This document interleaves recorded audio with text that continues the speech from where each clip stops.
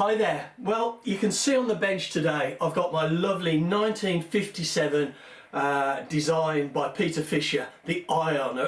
I just love this flying wing and the shape of it. I've been flying it quite a lot lately, and I've been sort of messing about a little bit with the trim here and there, and I added a little bit of nose weight. I put it just a piece of lead in a plastic bag, an elastic band, and just held it onto the nose there by the engine. And I decided that actually I'll want to put 10 grams in the nose permanently. But there's kind of an issue when you've got a design like this. There's not a great deal of space to put it, and I don't really want to start cutting holes in the fuselage. So I'll tell you what, let's take a closer look and I'll show you what I'm going to do. I thought it was worth doing a very quick video just to show you how I'm going to add 10 grams of nose weight to a small plane way up front. Let's have a look. Okay, so as I said, there's not a great deal of space to be able to get in to add weight to this. We have got a hatch for the servo underneath, but that is way back here, and a little bit of oil just coming out there. That is way back here. Now I could try and put it in here, but I'd have to start cutting holes in here, and if I want to take it out, that in itself presents a problem because I'd have to open the hole up again. But I've come up with a solution, and I've done this on another model which is very similar to this, and what I've got is some 1/2 mil brass plate, and I've worked out what size would be needed to give me 10 grams of weight. And what I'm going to do, I've cut a piece out like this here, and what I'm going to do is I'm going to drill the holes for the engine mounting pattern there, and I'm just going to bolt that on the underside.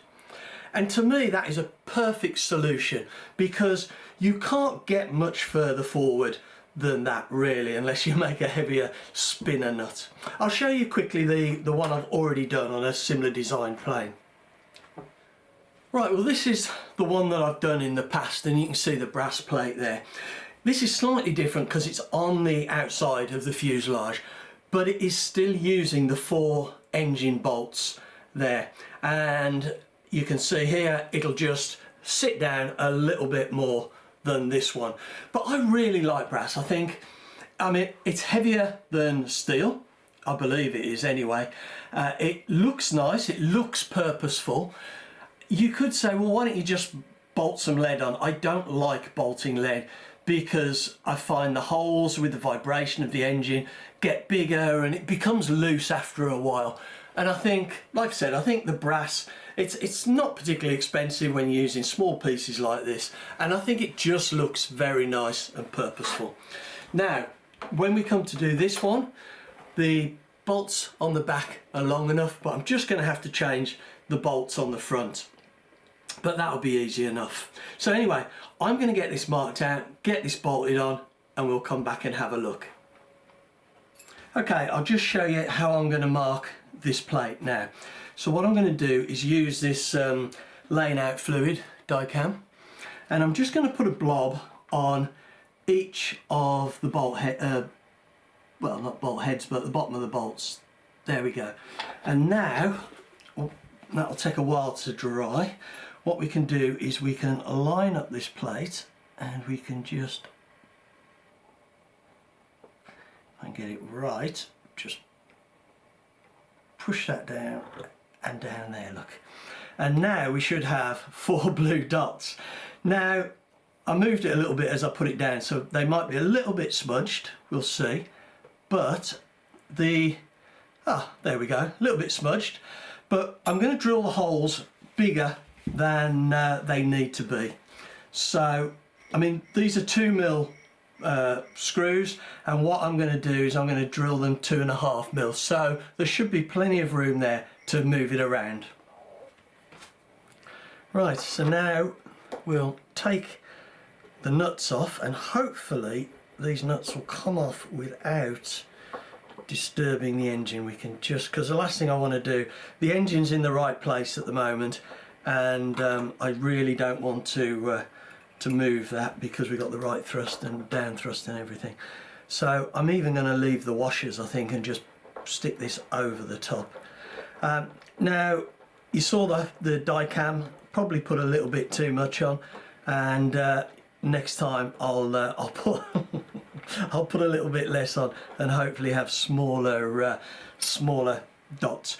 Right, I need to just get on the underside of this and to get this this out. So bear with me a second. I can just put this plate on here now.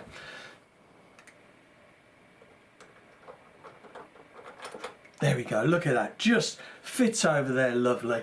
And if I get a couple of washers, and I'll get that bolted on. But I'm really pleased with how that's looking, and I guess really I should be using brass washers just for effect. So I'll get this bolted on now. There we go, all in position, all tightened up, and I think looking great. It's a really easy job to do that. It didn't take long at all. And on the upside, if you want to engrave your name and the date and the model, you've always got a brass plate available now to do that. Seriously, I think this is a great solution. Well, as I said, I think this is a great solution. No balsa cutting, no reapplying finishing tissue and things to patch up what we've done. And at the end of the day, if we want to take that off, we can add another one to it, we can drill a hole in it and lighten it. I just think it's a great solution to a model like this, which is very light in the first instance, but there's nowhere else to put it, or very little, without doing some kind of surgery on the model. So I just thought it was worth sharing this quick video with you guys to let you know how I was doing that, and I hope you found it useful and interesting. So anyway, thanks very much for watching.